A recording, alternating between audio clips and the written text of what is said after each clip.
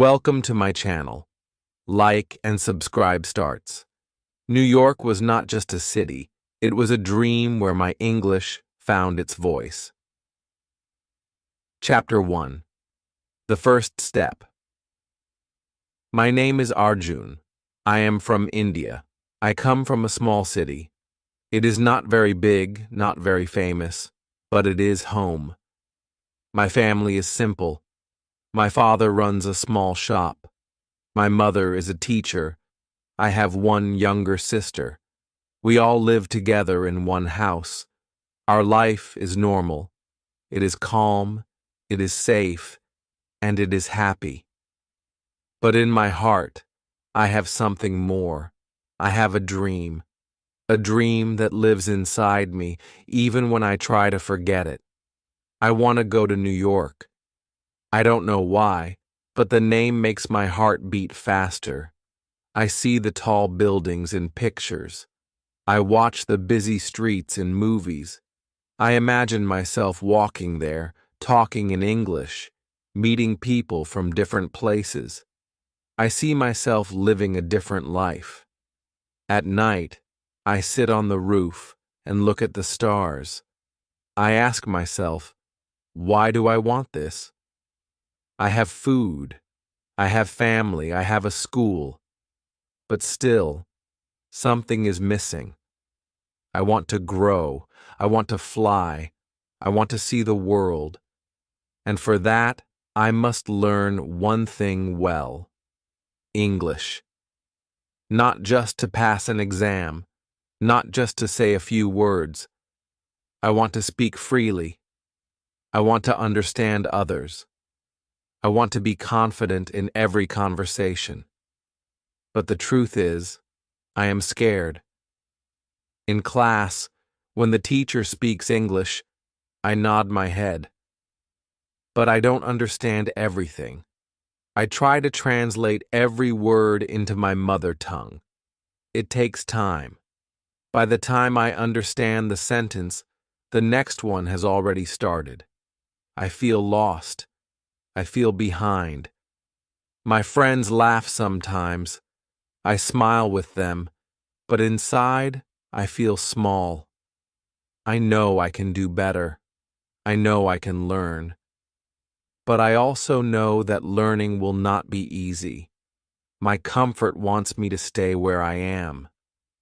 My comfort says, this is enough. Why do more? But my ambition speaks louder. It says, go ahead. Don't stop now. This fight between comfort and ambition happens every day. Some days comfort wins. I lie in bed and watch videos in my own language. Some days ambition wins. I open an English book. I listen to English speeches. I try to speak in front of the mirror. I make mistakes. I feel shy, but I continue. One day, I sat with my English teacher. I told her about my dream. She smiled and said, English is not a subject. It is a skill. It is like learning to swim. You don't learn by watching. You learn by doing. That day, I understood something big. English is not just grammar and rules. It is not just books and exams. English is a bridge. It connects me to the world. It opens new doors. It gives me confidence. It gives me power. From that day, I decided something. I will learn English not for marks, but for my life. I will read. I will listen. I will speak, I will make mistakes, and I will try again. I know it will take time. I know I will feel stuck, but I also know I will move forward, one step at a time. That was my first step, the step where I said yes to change, the step where I chose my dream over my fear, the step where I started my journey to New York. Not just the place, but the life I want to live. Chapter 2. The Mother Tongue Barrier. I wake up early. I take my notebook. I sit with my phone. I play a short English video. The speaker talks slowly. His voice is clear. He says simple things. But still, I don't understand. I pause. I think. I translate. Every word, I change it into my mother tongue. I understand the meaning, but I miss the language, the rhythm, the sound, the flow. Everything breaks. I know the meaning, but I do not feel the English. I only feel the translation. This is how I learned before. Always translation. The teacher says a sentence in English. Then she explains in my language. I write the meaning, I study the meaning, I memorize the meaning.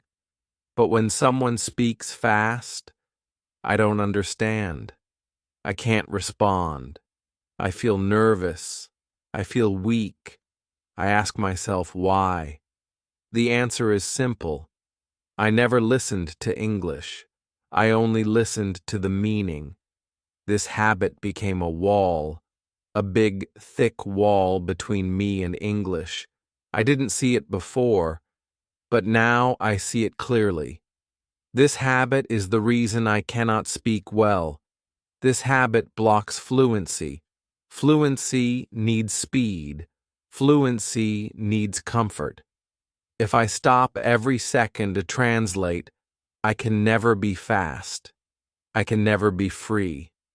My brain becomes slow, my mouth becomes slow, and my fear becomes strong. One day, I hear a sentence from a speech. The speaker says, "When someone speaks a language, we translate into our mother tongue to understand. Please stop doing that from today." I stop the video. I think about those words. I play it again. Stop doing that from today. I decide to listen again, but this time, no translation, no mother tongue, only English, only sound, only feeling. The first time, I feel lost. My brain searches for meaning. It searches for familiar words. It finds nothing. I feel like I know nothing, but I keep going. I press play again. I listen a second time, then a third, then a fourth. Slowly, one word becomes clear, then another. A small phrase, a short sentence. Not the full meaning, but a small picture starts to form. That day, I listened to the same 5-minute clip 20 times. Not 10, not 15, 20. I wrote nothing. I translated nothing. I just listened, again and again. I closed my eyes. I let the voice enter my mind. I did not fight it. I did not stop it. I just listened. I listened like a child listens, with no rules, with no fear. Something strange happened. On the 15th try, I understood more. On the 18th try, I started to repeat the words in my head. On the 20th try, I said one sentence out loud without thinking. It came naturally.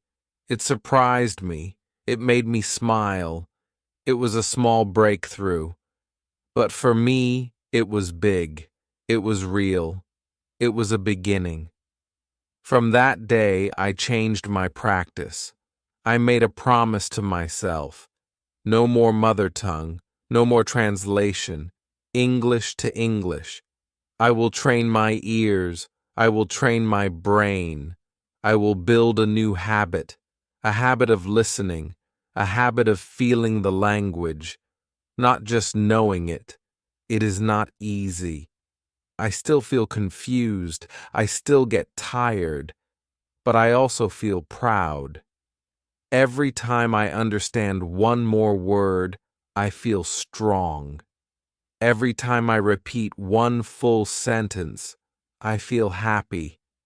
Every time I finish a full clip without stopping, I feel like I am growing. Now, when I listen to English, I do not panic. I listen for the sound. I listen for the pattern. I listen for the music of English. And slowly, English becomes a part of me. Not as a translation, not as a second version, but as itself, as its own world. That is how I broke the barrier. Not with a book, not with a dictionary, but with my ears, with my patience, and with my decision to stop translating and start truly listening. Chapter 3. The Power of Repetition. Every morning I listen. Same passage, same voice, same words. It feels strange at first. I think, why repeat? I already know this. But then I remember what my teacher once said: repetition is not for memory, it is for fluency. The brain forgets what it only hears once, but when it hears something again and again, it remembers forever. So, I continue. I play one short speech on my phone. A man is speaking about learning English. His voice is slow, calm, and clear. He says, "Language is not learned by listening once. You have to listen again and again." I listen to that sentence 10 times, then 20. The words stay in my ears. They move into my mind. They repeat inside me, even when I stop the recording. I realize this is the way. This is how children learn, not by rules, not by books, but by hearing the same thing again and again. I start to create a routine. I take my phone. I open the voice recorder. I find a good English clip on YouTube. I play it on my speaker. I record it on my phone. Then, I carry that recording with me, while walking, while eating, before sleeping, even when brushing my teeth. I play it again and again. Slowly, it becomes a part of me. The sentences become familiar. The words become clear. My tongue starts to move. My mouth speaks with the speaker, sentence by sentence. First slowly, then faster. One day, the speaker says something that stays with me. He says, "God has given us the best computer. Not a desktop, not a laptop, but a head top." I smile. I laugh. But I also think, it is true. My brain is powerful. It has space, endless space. Not 10 gigabytes, not 100 gigabytes. Infinite, but only if I use it well. So now I open a new file in my mind. I call it English listening. I put everything there. Every sentence I hear, every new word, every accent, every rhythm, all of it goes into this file. Slowly, that file becomes rich, full of English. I see my friends record songs. I see them memorize lyrics. They don't know the language of the song, but they sing it well. Why? Because of repetition. That's how I learn too. Not with fear, not with books, but like music, with rhythm, with flow, with feeling. After 1 week of daily listening, something changes. I don't even notice at first. Then it happens. I am watching a new English video. A man is talking about travel. I do not pause the video. I do not translate in my head. I understand. Not every word, but the message, the idea, the tone. My heart beats fast. My hands start to shake. It is the first time I understand fluent English just like that. No notes, no help, just my ears and my practice. I feel something deep inside me, a mix of shock and joy. I press pause. I close my eyes. I say to myself, it is working. I am learning. I want to cry, but I smile. I feel proud. I feel powerful. Not because I became perfect, but because I moved forward. I crossed one more step. I reached a small success that feels big to me. Now I understand the power of repetition. Not boring, not useless, but strong. Every day, same passage. Every day, same voice. And slowly, without trying hard, it becomes natural. My brain remembers. My mouth speaks. My fear disappears.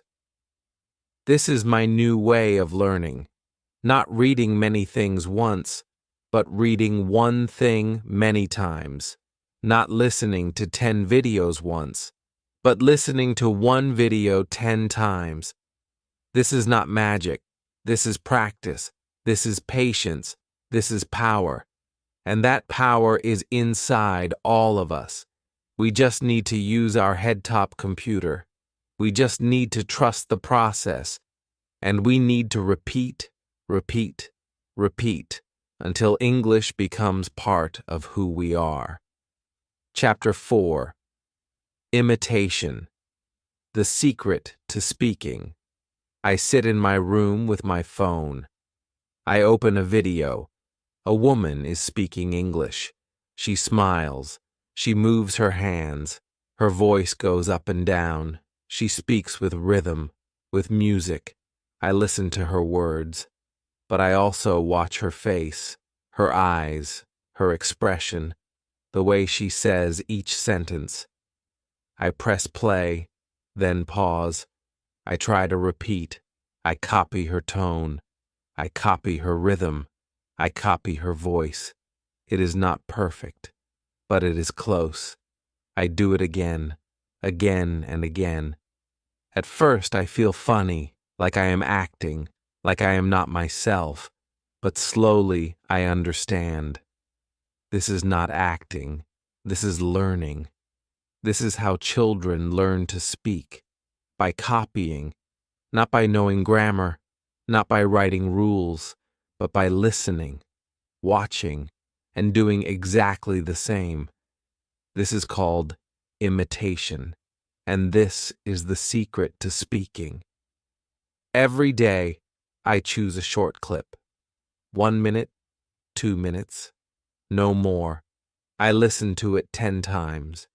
Then I repeat it 10 times, word by word, line by line. I try to sound the same. I try to feel the same. It is hard, but it is fun. I speak alone in my room. I speak with the speaker. I say what they say. I use their words, their tone, their style. I remember one moment clearly. A man in a video says, "Do you know what imitation means? It means to do what somebody else is doing." He gives an example. He says, when a fruit seller shouts on the street, a small child copies him. In the same voice, in the same way. I smile. I can see that image. A little child copying sounds. That is how we all learn language when we are small. Not with books, not with schools, but with sound, with voices, with imitation. Now I want to become like that child. I want to copy good English. I want to speak like the people I admire. I want their voice to become part of my voice. I find speakers who speak well. I follow them. I listen to them. I copy them. Slowly, my tongue moves better. My sentences become smoother. My fear becomes smaller. Sometimes I go in front of a mirror. I watch my face. I speak the sentence. I look at my lips. I look at my eyes. I change my tone. I raise my voice. I lower it. I play with sound. I play with rhythm. It feels like music practice, like learning an instrument. At first, it is noise. Then it becomes melody. My friends ask me, "How are you speaking better?" I tell them, "I am not learning. I am imitating." They don't believe me, but it's true. I am not using new words. I am using old words in a better way. I am using them like native speakers. That is what makes the difference. I also watch English movies now. Not for fun, for practice. I pause the movie. I say the line. I say it again. I match the speed. I match the sound. I don't care if I know the meaning. I care if I sound the same. That is the first step. Understanding will come, but imitation must come first. One day, I meet a foreign student. He speaks English fluently. I listen to him. I try to speak like him. He notices. He smiles. He says, "Your English is good." I feel happy. I feel proud. I say, "Thank you." That one moment gives me so much confidence. I know I am on the right path. Now, I learn English like I learned my first language. I don't ask too many questions. I don't wait for perfect understanding. I just watch, listen, copy, imitate, and speak, again and again. Imitation is not foolish. It is not fake. It is smart. It is natural. It is real learning. Children do it. Singers do it. Actors do it. So why not language learners? I am not afraid to copy anymore. I copy the best. And slowly, I become better. That is how I started speaking. Not with confidence, not with skill, but with imitation, with practice, with patience, and with the joy of copying good English every single day. Chapter 5. Correctness over Style. I once listened to a speaker who sounded amazing. His voice was strong. His words were fast. His English was full of style. Everyone in the room clapped. I clapped too. I thought, this is real English. But later, when I listened again alone, I heard something different. His sentences were broken. His grammar was wrong. The words were stylish, but not correct. That day, I learned something new. English that sounds good is not always good English. It was a big shock. I always believed that accent was everything. If someone spoke fast, if they rolled their tongue, if they had a Western sound, I thought they were experts. But now I know better. Speaking with style means nothing if the language is not clean. Correctness is more important than accent. From that day, I changed the way I listened. I stopped running behind sound. I started focusing on structure. I began to ask simple questions. Is the sentence right? Is the verb correct? Does the tense match? I became careful. I became curious. I paid attention. Then, I noticed something strange. Many people around me were making small mistakes all the time. People who worked in good offices, students who scored high marks, even English teachers, they all had confidence. But their language had holes, wrong articles, wrong prepositions, wrong sentence endings, wrong word order. It was everywhere. I used to think they were better than me, but now I saw the truth. They were just louder, not more correct. This gave me a new goal. I did not want to impress people. I wanted to speak well. I wanted to speak clean English. I did not want stylish errors.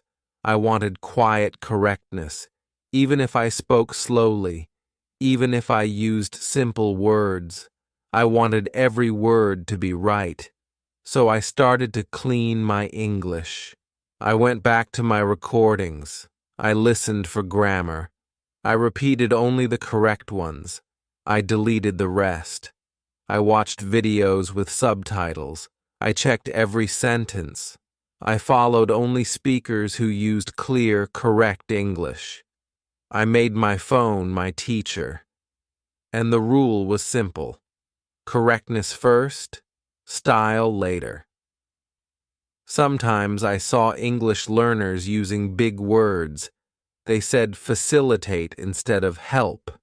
They said utilize instead of use. But their sentence was wrong. I did not follow that path.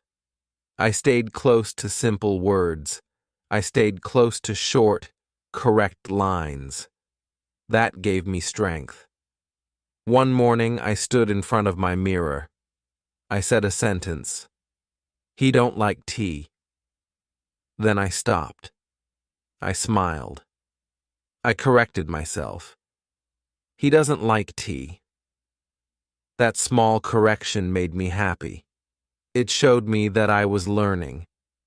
My ear was catching mistakes. My brain was improving. Now I listen for mistakes everywhere. In movies, in public speeches, on the street, at college. I listen carefully.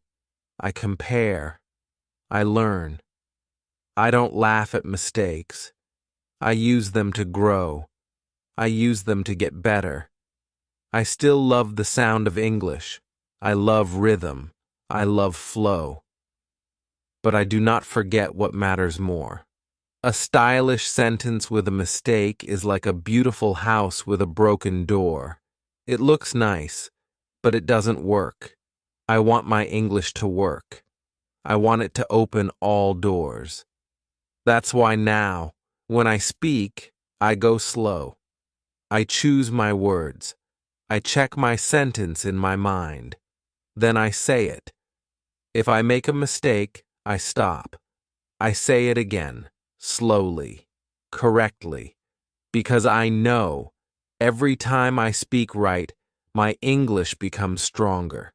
Correctness gives power. Style gives attention. But only one will take you far, and that one is correctness. I follow that path now. It is not easy, but it is clear. And I believe if I continue, one day my English will not only sound good, it will be good, clean, strong, true. That is my goal. Chapter 6. Reading. The Lost Skill. I used to walk past English words every day, posters on walls, labels on bottles, banners on buses, signs in shops. I saw them, but I didn't read them. My eyes moved over the letters, but my mind skipped the words. I thought reading was only for books and exams. I never knew that reading was everywhere. I never knew it was a habit, and I never knew it could change my English. One day, I was waiting at a bus stop. A big poster was in front of me. It said, "Join now, improve your skills, change your life." 3 lines, simple English, but something clicked. I read it, not just once. I read it twice, slowly. I understood every word. It felt good. I felt like I had opened a small door.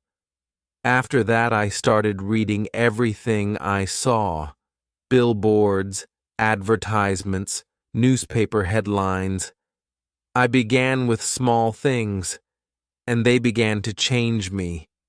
At first, it was not easy. My eyes moved slowly. My mind tried to translate, but I remembered what I learned before. No translation, just read, just understand. I stopped using my mother tongue. I made my mind walk in English. Slowly, it got better. I saw the same words in many places. I started to recognize them, and then I started to use them. Reading became fun. It became a game. I read menus in restaurants. I read instructions on packets. I read messages on my shampoo bottle. Every line was a lesson. Every sentence was a small teacher. My phone became a reading tool. I turned off social media and opened short English stories. I read one paragraph, then again and again. Each time I learned more. Then someone gave me a book, a big one. It was called The Life of Swami Vivekananda. At first I was afraid. It had so many pages, but I opened it. I read one line. Arise, awake, and stop, not till the goal is reached. I read it again and again. It touched me. It was more than English. It was meaning. It was power. That sentence became a part of me. I started reading more from that book. It was not easy, but it was not impossible. I did not use a dictionary. I just read, slowly. Some words were new, but I understood the sentence. I understood the message. That was enough. Slowly, those new words came again, and I understood them better. I didn't need to memorize. I didn't need to write them down. Just reading was enough. The words stayed in my mind. I learned that stories are the best teachers, not grammar books, not vocabulary lists, just stories, real stories, stories about people, stories about life, stories with heart. They gave me real English. They gave me real feeling, and they helped me grow. Soon, I made reading a daily habit. Not big books, just one page a day. I chose what I liked: a short article, a small poem, a paragraph from a speech. I read it again and again. One page, 10 times. That page became a friend, and slowly my English became stronger. Now I read everywhere. In the morning, with tea, on the bus, in a queue, before sleep. English is not just a subject anymore. It is not a task. It is part of my day. Just like brushing. Just like eating. Just like thinking. And the best part? My vocabulary started growing without effort.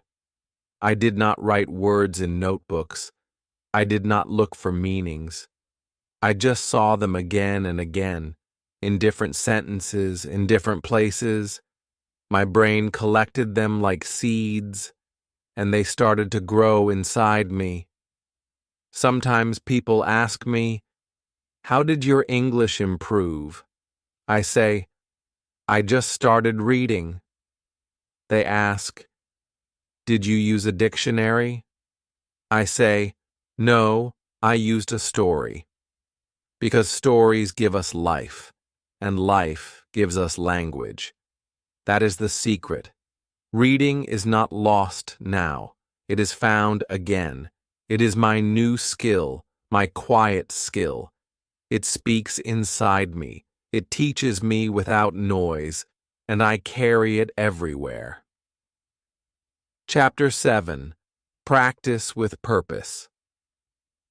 I always thought practice was boring. In school, it meant repeating lessons, memorizing rules, writing things I didn't understand, so I avoided it. I thought English would come someday, like magic. But magic never came. One day I realized if I want to grow, I must give time, not once a week, not just before exams, but every day, just like eating, just like walking. I must do it with purpose. So I created a simple plan, nothing big, just 1 hour every day, 30 minutes in the morning, 30 minutes in the evening. That was enough. I called it my English hour. I did not need a classroom. I did not need a teacher. I only needed my phone and my will. In the morning, I started with listening, just 5 minutes of English audio. I chose one speech, one short clip. I listened to it 10 times, not for fun, not for meaning. I listened for English. I listened for rhythm. I listened for words. At first I could not catch much, but I did not stop. I remembered what I learned before.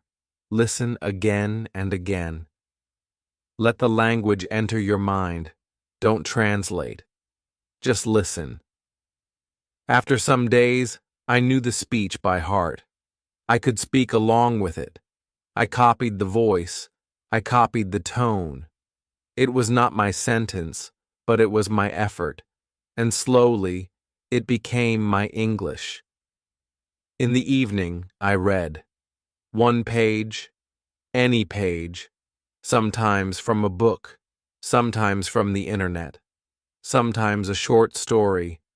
I read it slowly, then I read it again, 5 times, 10 times.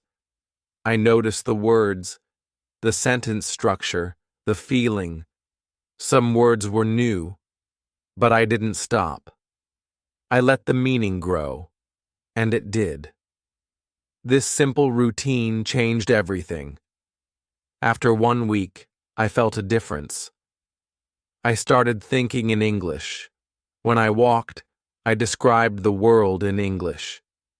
The sky is blue, the sun is bright, the road is long. Small sentences, easy ideas, but all in English. Then one day, something big happened. I was at a shop. A foreign tourist was asking for help. Nobody could understand him. He looked worried. I stepped forward. My heart was beating fast. I said, "Can I help you?"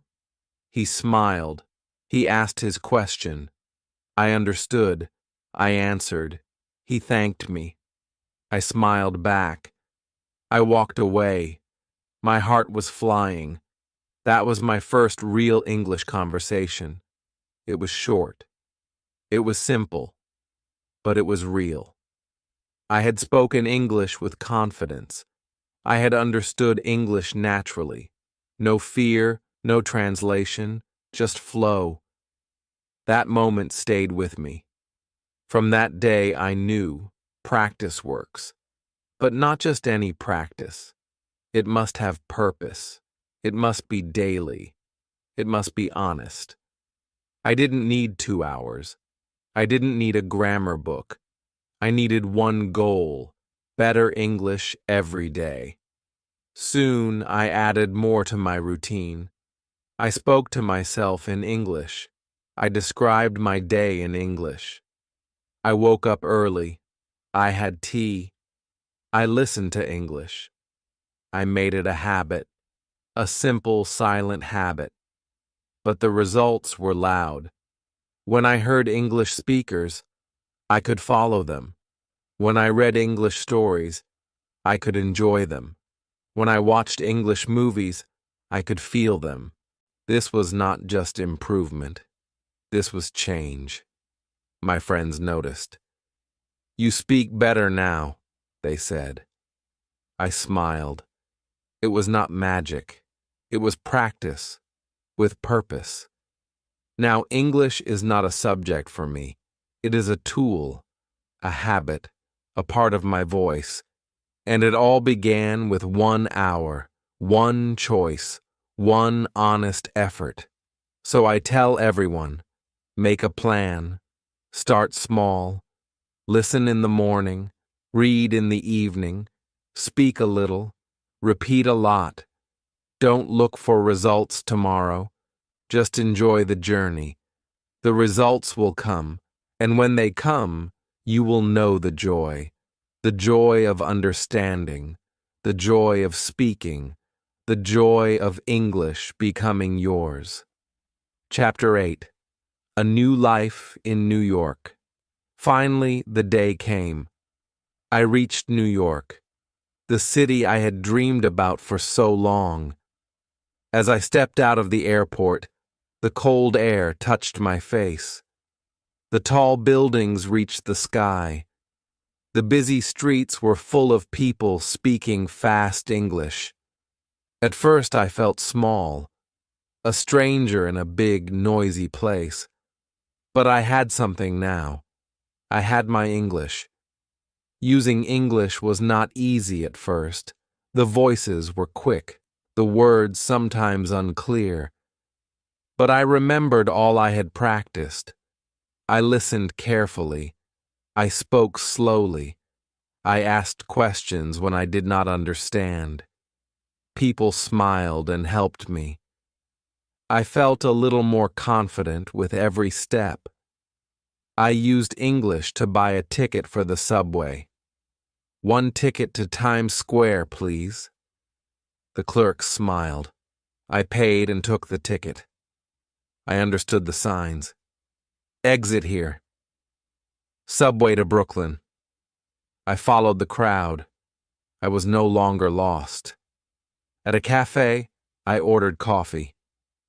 1 black coffee, please. The barista nodded. I smiled. I spoke. I was understood. I was part of the city now. Every day English helped me connect. I talked to my neighbors. I asked for directions. I made new friends. We shared stories. I laughed. I learned. I grew. Sometimes I looked back at my journey. From the first day I struggled with English, the days I felt stuck, confused, and shy, the days I listened again and again, the days I read 1 page 10 times, the moments I practiced with purpose. All that hard work brought me here. I felt proud, not because I reached New York, but because I never gave up, because I believed in my dream, because I chose to learn English not just as a subject, but as a way to live. Now I want to say something to you. Your New York can be any dream. It could be a city, a job, a goal, or a new life. Whatever it is, English can be your key, not a barrier, not a problem, a key. Start with small steps. Listen every day. Read every day. Practice with purpose. Don't wait for tomorrow. Start today. Because your dream needs your courage now.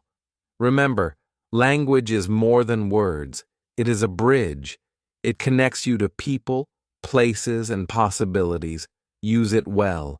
Use it freely. Let it open doors for you, just like it did for me. New York is not just a city. It is a dream, and your dream is waiting. Open your heart. Open your ears. Open your mouth. Speak your English, and step into your new life. Welcome to my channel. Like and subscribe. Thanks.